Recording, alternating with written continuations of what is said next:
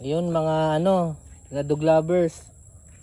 Ito ginagawa ng mga irresponsibleng ano, mga yung ano, tingnan mo yung tuta, kawawa oh. Ito. Wait lang. Ayan, tinapon na sa gilid. Naku po, kawawa. Sus, Maria Josep, kawawa naman. Naku.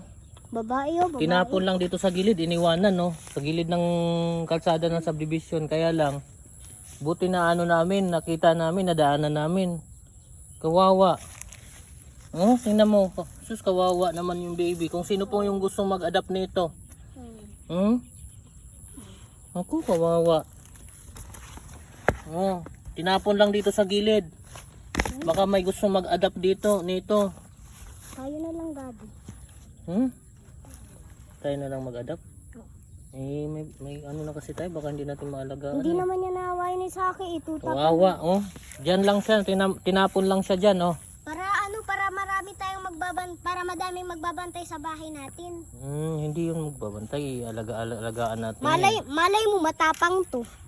Hindi. Pagka lumaki yan, Daddy, malay mo matapang yan. Ayan, oh, kawawa. Ang ganda pa naman ng ano, sus, kawawa. Tinapon lang sa Ang gilid. ganda ng kulay niya, parang kulay ng golden retriever. Magpaka walang puso ng mga gumagawa nito. Sino kaya nag-ano nito? Sino kaya nagtatapon nito?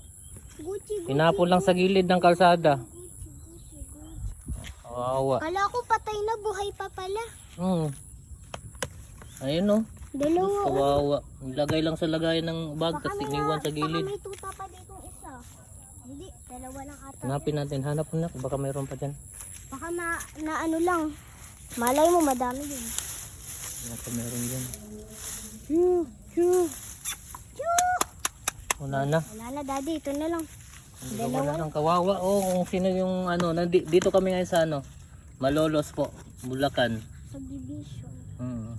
Kawawa. O, sige po, Nakita namin sa bangin. message lang po kayo pag gusto nyo adapt to.